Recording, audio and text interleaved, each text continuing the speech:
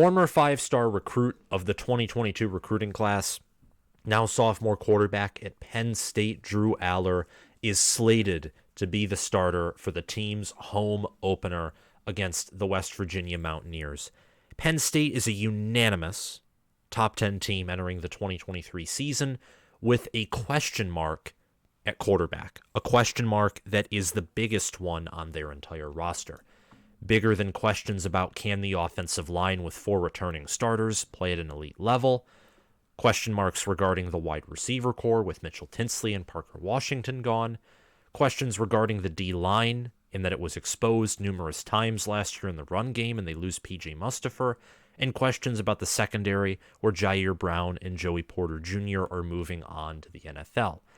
All of those questions except for quarterback are easier to answer, and I think can be answered. I think quarterback can't be answered until the regular season begins in a few months, in the fall season. Wide receiver, I'm pretty confident Penn State will be fine there, especially with an upgrade at wide receivers coach and bringing in Dante Cephas and Malik McClain. The offensive line, while it should be one of the best James Franklin has ever had, I seriously doubt they will ever play at an elite level this season. Maybe 2024, maybe 2025 if Penn State continues to recruit high talent at that position. For now, I'm inclined to say no. The interior of the D-line, I don't know how big the drop-off will be, but I know with Manny Diaz's defense, they are susceptible to the big play. They're susceptible to teams that do well at the line of scrimmage, which means when you're facing Ohio State and Michigan, who return both of their starting elite guards, and Mayan Williams or Blake Corum runs up the middle, depending on what Manny Diaz does, but I would say the majority of the time, death will ensue on the front seven. And the secondary is the opposite of that. I think the secondary will be perfectly fine. But those topics and those questions could all be addressed in different videos, and they probably deserve to be. Another question of how elite can the run game be at Penn State with Nicholas Singleton and Kaytron Allen.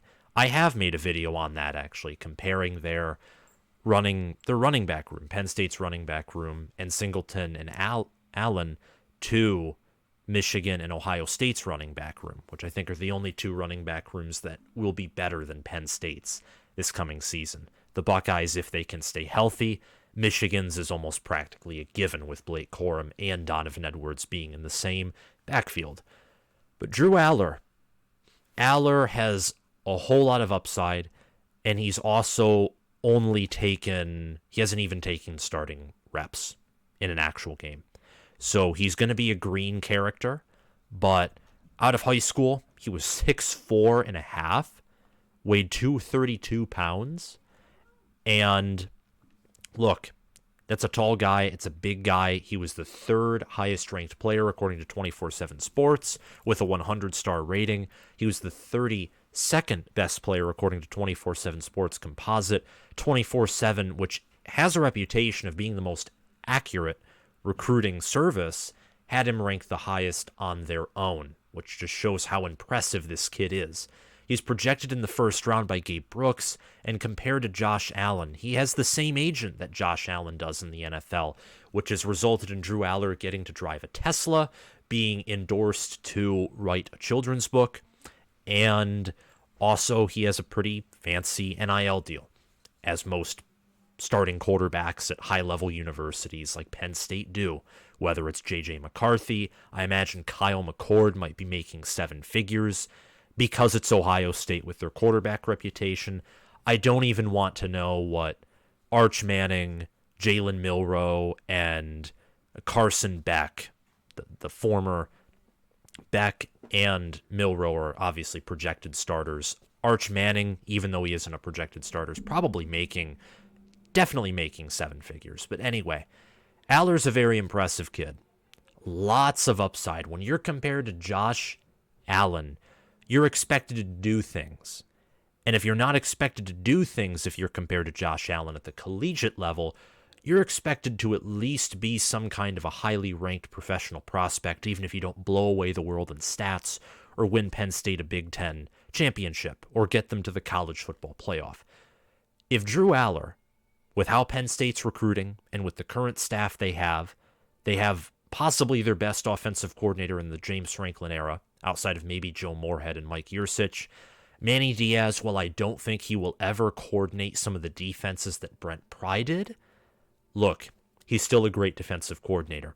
With the pieces that Penn State has, especially with the way they've been recruiting, this is definitely their best recruiting staff in the James Franklin era. Developmentally, schematically, that has yet to be seen. I especially don't think it is on the defensive side of the ball with Diaz, and I think I will make a video on that since I do have a lot of criticisms about him, and that deserves some supporting evidence and backup. So I'll make a video on that, I promise. But from a recruiting perspective, they've been recruiting 4 and 5 stars at O-line. They've been recruiting and developing well at wide receiver, tight end, running back, especially Kaytron Allen and Nicholas Singleton are examples of that. D-line, cornerback, linebacker, everywhere. Quarterback, if Drew Allar, as a player who's compared to Josh Allen, with the recruiting level that Penn State has been at, if they don't go to the college football playoff, if they don't achieve above what the 2016, 2017, 2019, and 2022 teams did with Allar and with Singleton and Allen, with their loaded roster talent, if they don't achieve more than 11 wins, I would severely call into question James Franklin. I just would. Because Allar, from a recruiting standpoint, this is just how good he is. Allar, from a recruiting standpoint, was recruited as a player that was more highly rated than C.J. Stroud, about as highly rated as Kyle McCord or J.J. McCarthy, according to the composite. But according to 24/7 Sports, he was much more highly rated than McCord or McCarthy. McCord and McCarthy were ranked higher by like Rivals, ESPN, other websites. 24/7 Sports by themselves, I think, had them as like high 4 stars. Allar was had as nearly the top 1 player, and by far the number 1 quarterback, according to 24/7 Sports, not the composite, only 24/7 Sports, in the 2022 recruiting class. He is a fantastic athlete. Great quarterback, big arm. He's currently 6'5", 242 pounds, so he's gained some weight, gained a little bit of height. He played in multiple games last year. Utah, Rutgers, Maryland, Indiana, Minnesota, Michigan, Central Michigan, Auburn, Ohio, Purdue. He played in 10 games out of Penn State's 13. And against Michigan, he had 10 attempts. He got significant playing time against Michigan, which was the best defense that Penn State faced all year, was the Michigan defense, got significant playing time there. Significant playing time against Indiana, where he had 12 passing attempts, and he had a 182 passer rating, nearly an 80 quarterback rating, and he also had 3 scrambles for 11 yards. On the year, he had 18 scrambles for 52 rushing yards and a touchdown. On passing, he had 35 completions out of 60 attempts for 344 yards and 4 touchdowns, taking 3 sacks, had a 128.5 passer rating, and a 60 QBR. When it comes to QBR, that was pretty similar to J.J. McCarthy's QBR in year 1, much lower than Kyle McCord's. From a passer rating perspective, 128 was much lower than J.J. McCarthy's or Kyle McCord's in year 1 at their program, just to compare with 5-star Big Ten quarterbacks who are recruited at universities that have similar caliber level of recruitment and play. I know Ohio State's in their own category. Please don't be screaming at me, but them and Michigan are the closest comparisons for Penn State. If we were to group teams by 3 and put them into tiers, Penn State, Michigan, and Ohio State would be in tier 1. They just would be. And Drew Allar is, from a talent perspective, a tier 1 quarterback. But will he end up being that way? Will he be the Big Ten's best this coming season or ever?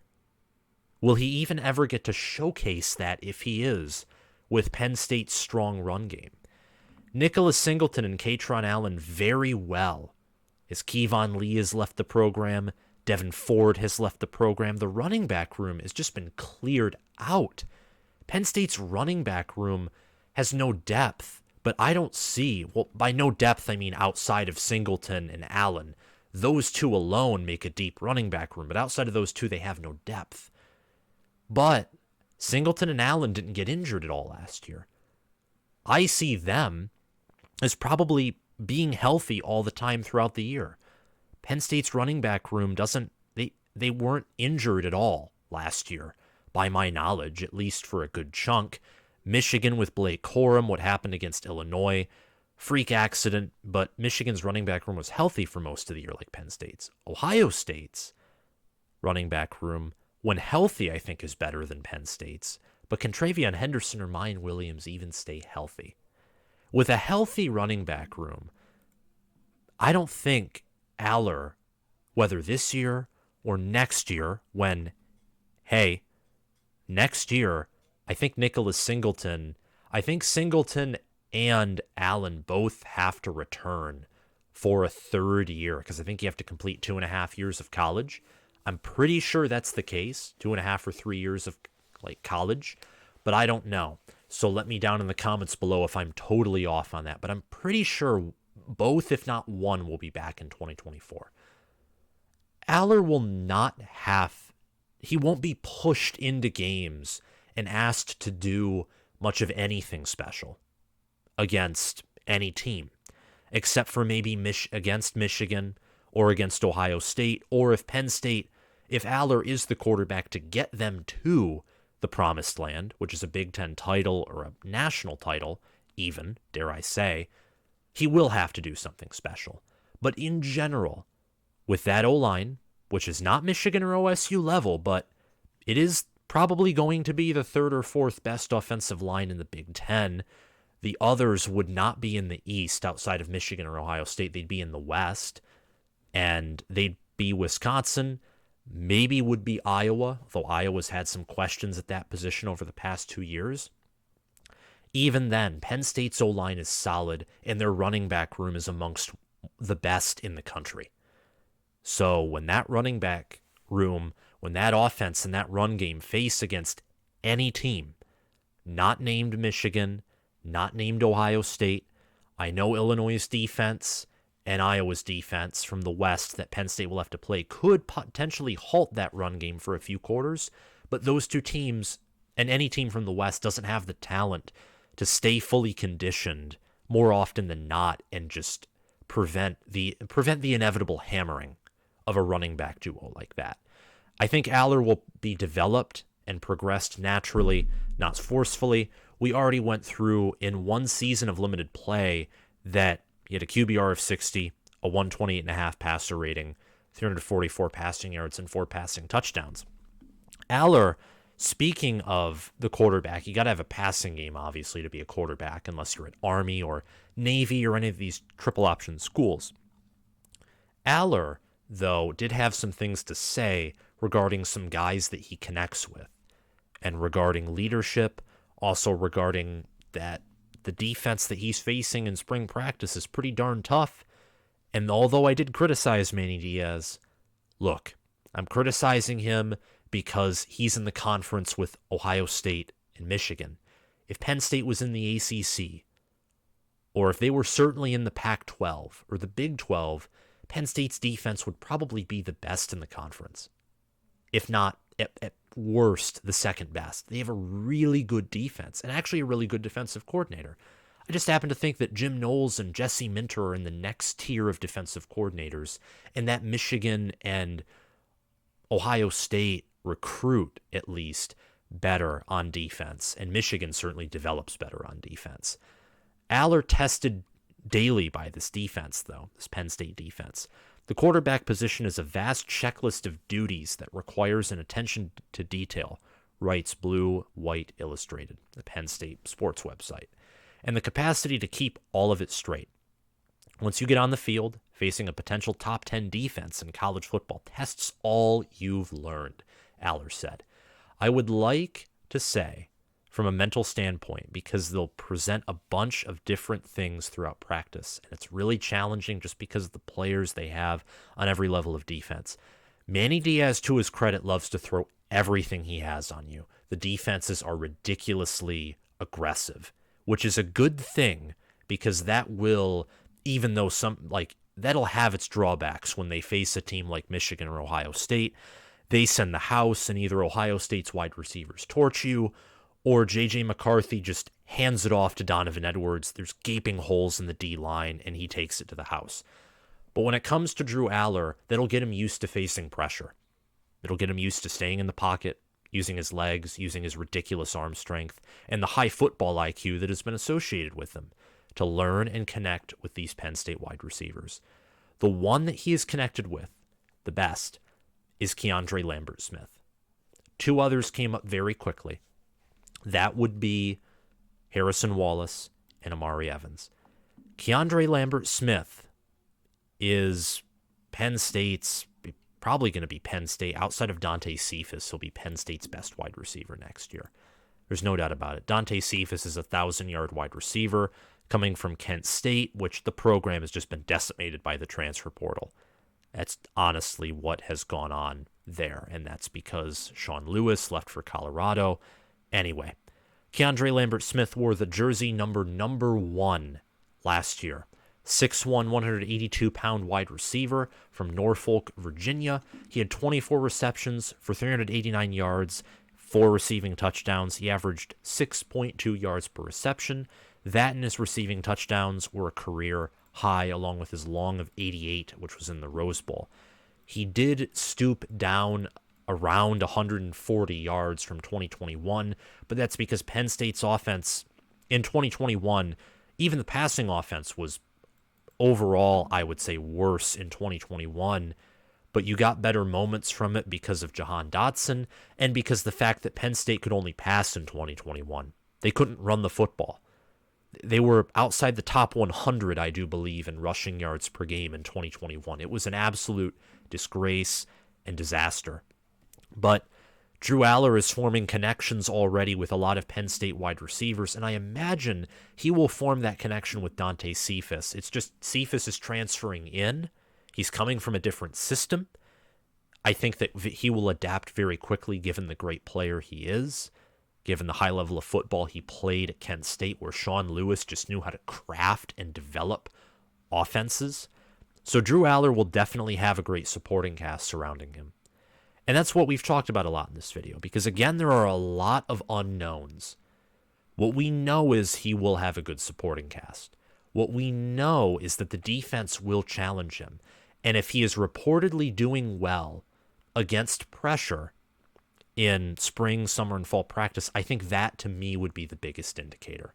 If he's handling the pressure well.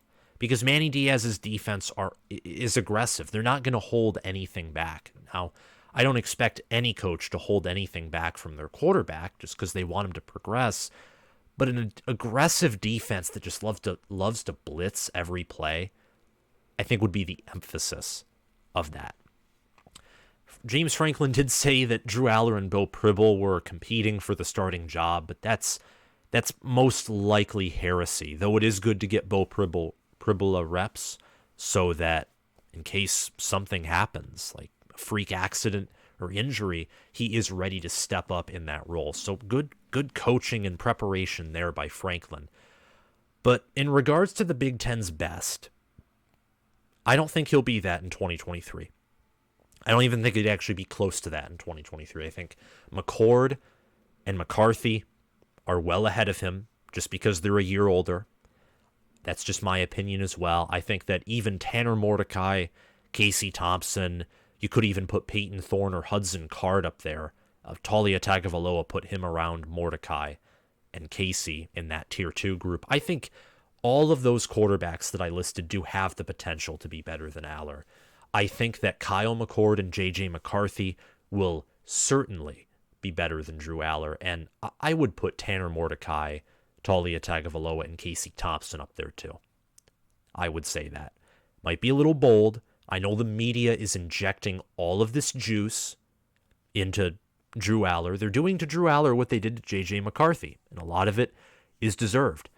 But J.J. McCarthy wasn't asked to do a whole lot. He delivered on the big stage against Ohio State and did well against Purdue. He did well against Indiana. Really, his biggest game by a mile was Ohio State, Purdue. Did not do the best against TCU, but if you take those 2 risky throws away, he did actually have a good game against TCU. Just goes to show that 1 or 2 plays really do matter and can make or break how good of a quarterback you are. But for Drew Allar, I think that with Penn State's system, with how they want to play ball, I also think with his low passer rating and watching how he played in 2022, I don't think he will be the Big Ten's best or really close to that category in 2023. And for 2024, I don't know. It depends on whether Kyle McCord or J.J. McCarthy. It depends. It really depends for me on what Kyle McCord and J.J. McCarthy do. Do they leave? Do they stay? Because I think those 2 will be better than him until they leave.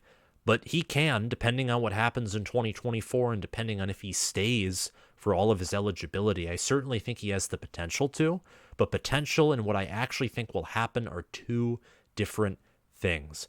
I think you will get a continuation of what you got from Sean Clifford last year into this year. The difference is the Big Ten quarterback room is deeper this year compared to last year.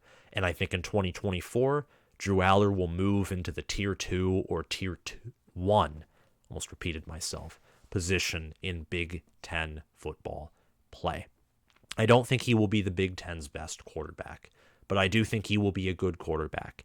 And with that run game, and if you spoon feed a good quarterback throws and you don't put him under immense pressure, he can perform like a great quarterback or an elite quarterback. He can do that. Part of it is I want to see it before I believe it, especially given the fact that no one except Ohio State has had great quarterback play consistently. And the closest you can draw in recent years to a team that has had great quarterback play in great moments outside of Ohio State is one team. That one team being Michigan's J.J. McCarthy. That happened once. Outside of that, it's been no one else but Ohio State. And that one good game against Ohio State in Columbus. And you could even make an argument that that was just because of poor mismatches by Jim Knowles in a poorly coached game. So Penn State's quarterback room and Drew Allar, I like what I have heard in spring practice, though that isn't much. I like his recruiting profile, his ESPN profile, everything about him there is to like, but I'm not putting him at an elite level until I see it, and depending on what other circumstances happen, whether it's this fall or next year. Thank you guys for watching. If you like this video, hit that like button, hit the subscribe button, click the notification bell, and comment your thoughts on this video down below. Thank you guys for watching, and I'll see you around.